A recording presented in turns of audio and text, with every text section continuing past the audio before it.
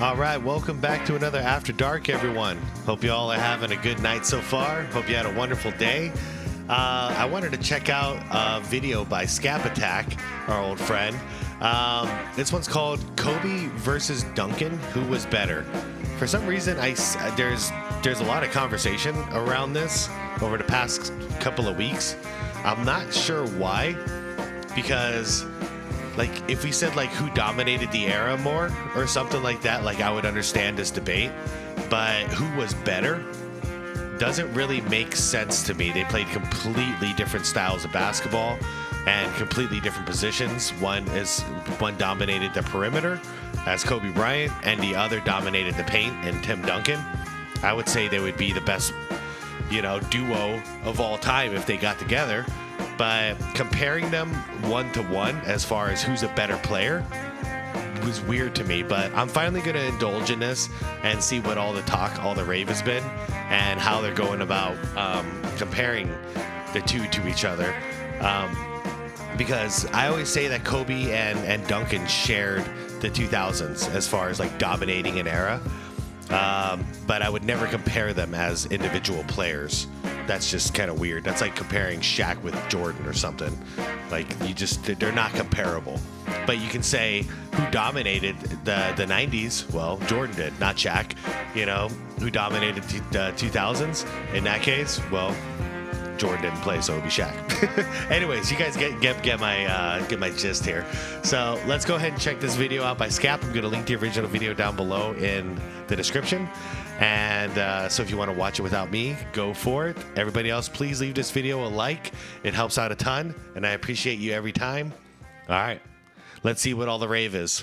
Well, from the earliest stages of NBA history, various eras have been defined by the counterbalance of two all-time great forces. Of course, the 1960s was a perpetual battle and contrast of the individual excellence of Wilt Chamberlain versus the leadership and dynastic dominance of Bill Russell. While the 80s were famously characterized by the blue-collar grit of the Boston Celtics, helmed by Larry Bird, and the flashy Showtime glitz of the Los Angeles Lakers, with Magic Johnson pulling all of the strings. And even into the 2010s, which showcased the prodding, flopping, and plowing of the athletic physical anomaly of LeBron James versus the surgical precision and skill of Steph Curry.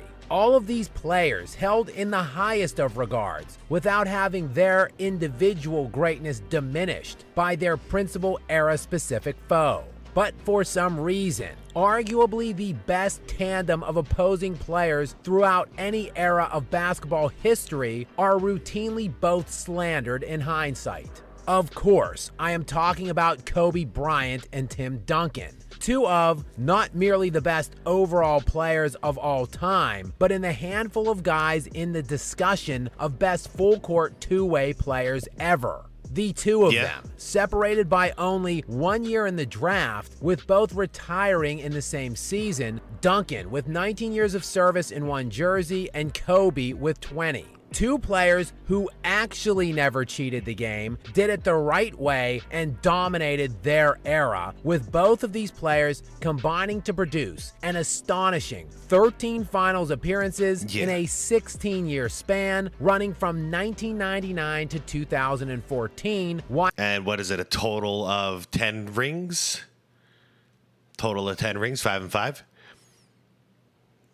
Yeah, I forgot that they retired in the same year. Man, what a devastating year for us NBA fans to lose these two greats all in one season. While winning 10 NBA titles, 5 for each of them. And since both of them hailed from the same conference, it really does stand to question just how many more titles the other would have won if they didn't have to face the other for a 20-year span of time. Yeah, if it wasn't for this, the two of them, say Kobe Bryant never existed, it's crazy to think San Antonio, like, what they're going to win 10 rings? Like Duncan, could he have had 10 rings? And again, that is while doing it on both ends of the court for the vast majority of their entire careers. Absolutely. These two are tied with 15 total All-NBA team selections, second all-time in NBA history, behind only LeBron James, while Kobe's 11 first-team selections is one more than Duncan's 10. Duncan, meanwhile, has 15 All-NBA defensive team selections as well, which is the most ever. Kobe's 12 is second all-time, with again Bryant having one more first-team selection on the defensive end with 9 to Duncan's 8. Yeah, I'm just gonna settle it here for myself. Who's the better individual player? Like if I'm saying like who, if it's what I mean, you have to go to one-on-one at that point. Kobe Bryant. Who's the better team player? Tim Duncan. Was a better player in the post, in the paint? Tim Duncan. Who was a better player in the perimeter? Kobe Bryant. In other words, this whole thing is a wash to me. They're both top 10 players on my list, and Kobe only gets bumped up because he's a better individual player. That's the only thing. That's the only thing I'll give Kobe over him. But comparing them is still silly to me. It's still weird. But I'd rather compare Duncan to like, Shaq or David Robinson, people like that, and Kobe more to like Jordan and D Wade, players that played their similar positions, Larry Bird. But yeah, that's just where I stand on this. And I got to give it individually to Kobe, but outside of that, the two are so similar. They're like they're mirrors of each other as far as how much they dominated their positions throughout their career. There is no doubt that both of these players have produced resumes that should land each of them in top 5 all-time discussions. But the question does remain, who was better? Who goes above whom in this little hierarchical ranking, and why? And while I have the utmost respect for Tim Duncan personally, I don't think this is much of a conversation. Because again, these two individuals stand heads and shoulders above virtually everyone ever when discussing the best full-court players, mixing in with the likes of Michael Jordan and Hakeem Olajuwon on the short list. So there really isn't a substantial gap between Duncan's defense and Kobe's. Even if we were to give Timmy the check mark on this side of the ball, the gap between the two on that end is nowhere near the void that exists in Kobe's favor on the offensive side of the ball. That's fair. I actually would give Tim Duncan, I'd give him the defensive end. The guy was he's probably the best defensive power forward I've ever seen in the game. So just to be fair, but yeah, individual scoring, Kobe Bryant all day. So it's another wash. This whole thing is a wash. If somebody asked me who's a better player, Tim Duncan or Kobe Bryant, I'd laugh at them and be like, what the fuck do you mean by that? How am I supposed to answer that question? The answer is yes. They're both great. They both dominated the same era. I'm the same way. I know a lot of people pick one or the other, Bird or Magic, and for me, I'm like, no, it's Bird and Magic. That's the 80s. Bird and Magic were the 80s, and I'm not gonna criticize either Bird or Magic in order to prop up one of them. Because honestly, I see them as equals. I really do. As Bryant completely and thoroughly owned the entire time period Duncan was in the league from an offensive production standpoint. Kobe led the NBA in scoring and points scored for a 13-year span, and during that time frame, league-wide scoring was only 97 points per game. For some perspective on that, league-wide scoring has swelled to 114 per game for the last 2 NBA league years. It's trash now. Despite Kobe playing in, by far and without close comparison, the lowest scoring, slowest paced era in NBA history by a lot, he is still top 3 all-time in league history in most 40, 50, and 60-point games. And for some perspective on that, Bryant still has nearly 50 more 40-point games currently than LeBron James, while Kobe's 25 50-point career games are more than LeBron James and Kevin Durant combined. Tim Duncan had one season in his entire 19-year career where he scored at least 2,000 points, while Kobe had 8 such seasons. Conversely, Kobe is sporting 12 seasons in which he averaged at least 25 points per game, while Duncan, again, had only 1. When I say from an offensive standpoint this isn't close, I mean it is a vast chasm of a difference. But the great equalizer is, of course, team success. Yep. And Duncan had more consistent team success than Bryant in the regular season. Good on you, Scap. I was hoping you brought that up. Famously posting 14 50-win campaigns, which is second most in NBA history, behind only Kareem Abdul-Jabbar's 16. And Duncan's regular season career win-loss record also dwarfs Kobe, as Timmy's career 71.9% win percentage is 12th best in NBA history, That's awesome. which is substantially higher than Kobe's 62% career win Hey, percentage. Kobe 62 is still very impressive, though, considering the trash teams that he ended up with. But one could argue that was of his own creation. So I don't know. It's hard. But yeah, no, Tim Duncan, man, his whole career from beginning to end was just sick. What was that percentage? 71? Hold on. Which is substantially higher than Hold Kobe's on. percentage is 72%. That's ridiculous.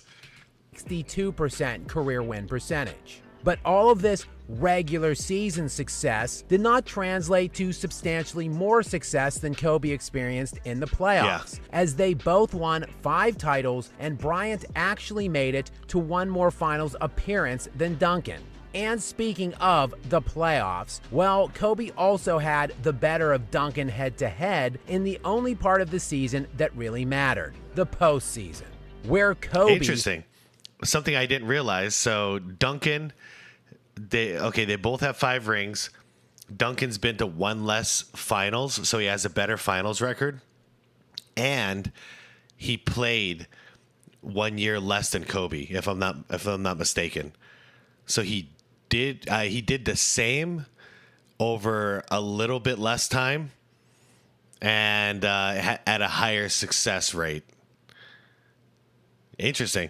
Now, and I'm not ever going to use this argument to like say, "Oh, Duncan's better than Kobe." No, I won't do that. That's stupid. But it is interesting to know, because I didn't know that statistic. So, yeah, Duncan does have a better record in the finals than Kobe. Okay. holds an 18... This is such a wash, everybody. In my opinion, there's no right answer to this question. 12 head-to-head record against Duncan overall, while in those 30 games, Bryant produced a stat line of 28 points, 6 rebounds, and 5 assists, compared to Duncan's per-game averages of 24 points, 13 rebounds, and 4 assists. And that's kind of a wash too.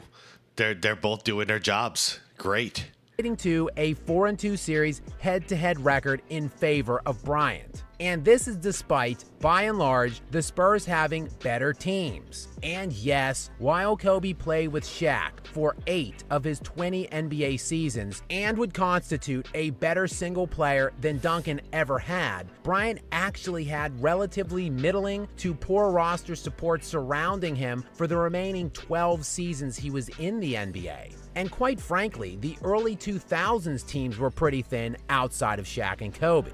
This is while Duncan had arguably the best organization behind him for the entirety of his 19 seasons. After all, Duncan was drafted onto a team that had David Robinson. And no, Robinson was not at the level Shaq was when Bryant was acquired by the Lakers on draft night in '96. But there is a pervasive narrative out there that paints Robinson as significantly more diminished than he actually was at the time when Duncan was drafted in '97. During Tim Duncan's rookie season of 1997-98, David Robinson was still just in his age 32 season. That year, Robinson was All-NBA second team and All-NBA second team defense, while he finished 7th in season-end MVP voting and 3rd in Defensive Player of the Year voting. And Okay. right as David Robinson was on his way out in 2002-2003, Manu Ginobili was brought on board to join Tony Parker, who was drafted the year earlier. So in Duncan's first title, he had David Robinson, who is a top 20 all-time player, and he was still just 33 years old in that first championship season. And every other championship Tim Duncan won was alongside Tony Parker and Manu Ginobili. While Duncan's fifth and final championship not only had those two players, but also Kawhi Leonard. Then there are the coaches to consider. While Duncan played all 19 seasons for Greg Popovich. Yeah, the coach thing is fun because they all, okay, I'll just cut through the BS. Timmy won all of his titles with Pop, and Kobe also won all of his titles with Phil. And dude, I so miss seeing the coach battle between Phil and Pop. Like I miss those battles with the Lakers and San Antonio. I really do, because they were so evenly matched and they were so brilliantly coached. They both benefited from having fantastic coaches. When the Bulls had Phil, he was just a rookie coach. But by the time Kobe inherited Phil, he was a 6-time championship coach, And Popovich, man, Mr. Consistent, still doing it, huh? Still coaching Wemby. It's something to really celebrate. I celebrate all four of these people. One of the 5 best to ever do it. Yes, Kobe did play for Phil Jackson, though he did so for only 11 of his 20 NBA seasons. Okay, but that was also because Kobe didn't listen to Phil and he ran Phil out of the team. So, Phil would have stayed there, but Phil hated Kobe at that point because Kobe was literally uncoachable for a little while. So he would have had Phil a lot longer, and for possibly his entire career, had he learned to be less selfish earlier on. That Kobe Bryant that we saw in the late 2000s, 2007, 8, 9, that Kobe. If we had that Kobe at a younger age, Phil would have never left. There's no way in hell. He would have kept stacking rings out there. And in the remaining 9 years of his NBA career, Kobe played for 7 other head coaches. While the Spurs were a model of consistency, the laughingstock Lakers were a dreadful model of upheaval, held together many years merely by the individual excellence of Kobe Bryant. Now, at the end of Kobe's career, that's all the Bus family. At that point, they screwed up. Phil would have come back and coached. That's where they really screwed up. But as far as like the prime years of Kobe, he could have had Phil his whole career. And again, all of that equated to these two winning the exact same number of titles, and Kobe beating Duncan 4 times out of their 6 playoff meetings. That was while Kobe three-peated and then later repeated in his career. Of course, Tim Duncan never won consecutive titles a single time in his entire NBA stint. There is no denying Tim Duncan has a prominent spot on the pantheon of all-time greats, a surefire top 10 and very arguably top 5 player of all time. But yet again, the criminally underrated Kobe Bryant comes up check marks over Tim Duncan in virtually any way you decide to slice it. The two of them, elite, all-time caliber defenders for their respective positions. Yet Kobe Bryant is arguably the greatest offensive force in NBA history, if not a surefire top 3 guy alongside Wilt Chamberlain and Michael Jordan. The sheer totality of Kobe's dominance on both ends of the court, coupled with his team success getting to 7 championships and winning 5, should place Kobe Bryant shoulder to shoulder with any player who has ever lived. Yeah. Cool vid by Scap. It is what I thought it is, like it's so hard to compare these two because what one wins, every category, it's like one will win, okay, but then Tim Duncan will win when it comes to individual player Kobe, team success, like the ultimate team player, Tim Duncan, offensive juggernaut Kobe, defensive juggernaut Duncan, who dominated the perimeter, Kobe, who dominated the paint, Duncan. In my opinion, combine these two guys and you got the greatest player of all time. Like that's all there is to it. Who's better? I'm not going to answer that question, but I will tell you, Kobe Bryant is higher on my GOAT list, so I guess that's kind of an answer. And I always leave that to, I have a final category when I'm going through my GOAT list, and that is who would win one-on-one. And I have to do it, you know, like straight up basketball. Like that's when it's basketball at its core. So first we take all the accomplishments, you know, like who they were out there as a team player. So all their team accomplishments. And then after that, I have to say who's the better individual, you know, who's dominating in that park. And at that point, that's when I got to tip the hat to Kobe. And that's why, you know, people say, oh, Bill Russell has, you know, he has more rings than MJ. Yeah, but MJ's going to dominate one-on-one. It's just the way I feel. So the one-on-one thing is not the thing that I go to first. It's the thing I go to last. So when I have a couple of people that are stacked up there, you know, head to head, you know, there's a reason why I usually put Bird one ahead of Magic. And for me, that's because in a one-on-one situation, Bird would light Magic up. And that's just basketball at its core. Like, that's how I feel about basketball, is at, you know, when the game's on the line, you need to make a play. That's really important to have that dude. It's also why LeBron James is so low on my list. He doesn't belong there because he's not capable of making that play at the end. Plus his win ratio in the finals and, you know, everything else is so bad. I don't consider him. But yeah, MJ's always there because at the end of the day, MJ can get a shot off against anybody, and it's a high percentage shot. He'll get whatever he wants, and then he's going to also do it on the defensive end too. I say the same thing about Kobe. That's why Kobe's right there with MJ. But yeah, that's where I stand on it. But I'm not going to say a damn bad thing about Kobe or Duncan. They shared that era, you know. They shared that whole era, and they both dominated their era, and they both need to be remembered as sharing that era, just like Bird and Magic need to be remembered for dominating the 80s. Like, it shouldn't be one or the other at all. Anyways, everybody, good vid by Scap. Go check out his channel if you haven't yet. If you haven't, I don't know what you're doing, because Scap's been making good content for a long time here. Please leave this video a like if you enjoyed it. Subscribe to the channel if you want more content like this, and chime in down below. Where do you stand on this? Do you think this is really comparable? You know? And if you do think it's comparable, what do you think about my stance on how I do like the final decision, where I break it down to just a one-on-one type of game, like who would win, you know, head to head, you know? So first team ball, then second ISO ball.